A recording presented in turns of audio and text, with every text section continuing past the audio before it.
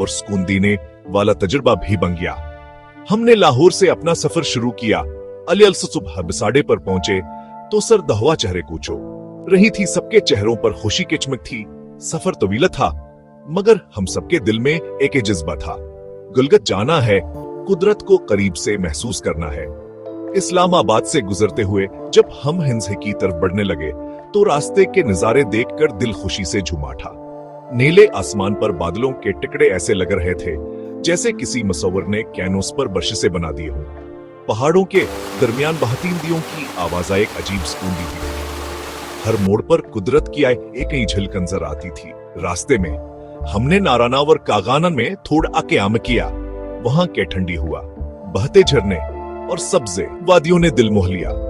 मगर जब हम गलगत पहुंचे तो एहसास हुआ का असल जन्नत तो यह है। गलगत शहरा एक खूबसूरत वादी में वाक़या है जहां हर समत पहाड़ों ने अपने दामन में कुदरत के खजाने छुपा रखे हैं। सबसे पहले हम दरियाए गलगत के किनारे गए। वहां बहते हुए पानी के ठंडे लहरें पत्थरों से टकराकर एक सरेली आवाज पैदा कर रही थी। हमने दरिया के किनारे बैठकर चाय पी। वो चाय शायद जिंदगी की सबसे मजेदार चाय था, क्योंकि उसके साथ कुदरत का सुकून भी शामिल था। अगले दिन हमने हंसा जाने का प्रोग्राम बनाया। हंसा का कलाह बलतत फोर्ट हमारे सफर का पहला मकाम था। जब हम कले की बुलंदी पर पहुंचे तो नीचे पूरी वादी हमारी नजरों के सामने थी।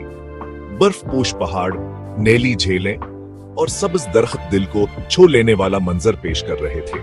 वहां के मकामी लोग नहायत खुश अखलाक और मेहमान नवाज थे।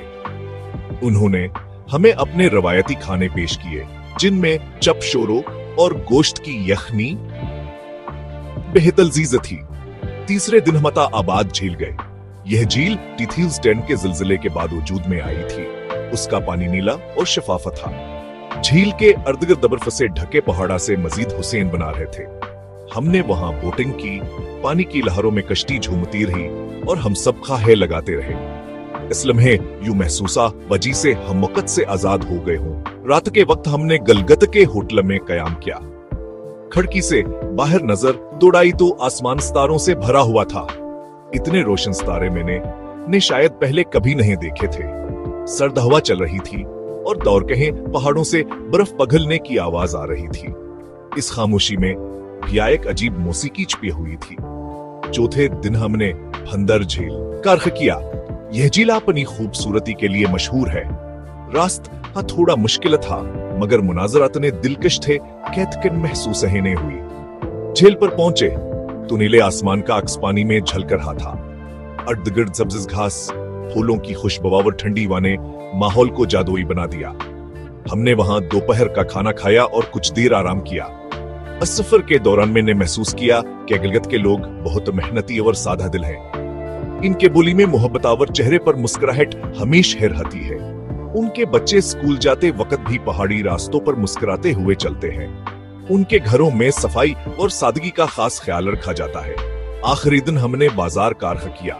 वहां हाथ से बने कालीन, लकड़ी के जीवरात और मकामी फलों की खुशबू से बाजार महक रहा था। हमने यादगार के तौर पर कुछ चीजें खरीदें। वापसी के वक्त दिल भारी था। बस जब वादी से नीचे तर रही थी तो मैं बार बार पीछे मुड़कर पहाड़ों को देखता रहा। ऐसा लग रहा था जैसे वो कह रहे हों, फिर आना, हमारा सुकून तुम्हारा मुंतजर रहेगा। ये सफर मेरे दिल में हमेशा जिंदा रहेगा। गलगत ने मुझे सिखाया कि कुदरत के करीब रहने से इंसान की रूह ताजा हो जाती है। यहाँ की खामोशी, पहाड़ों का वकार, दरिया की रवानी और लोगों की मोहब्बत ने मेरे दिल पर एक गहरा नक्श छोड़ दिया। अख्तिताम ये थी गलगत की सैर, एक ऐसा सफर जो सिर्फ आंखों को नहीं बल्कि दिल को भी खुश कर देता है। क्या आप चाहेंगे कि मैं इस कहानी के साथ गलगत के मनाजर पर मबनी एक तस्वीर या वीडियो आइडिया भी बना दूं?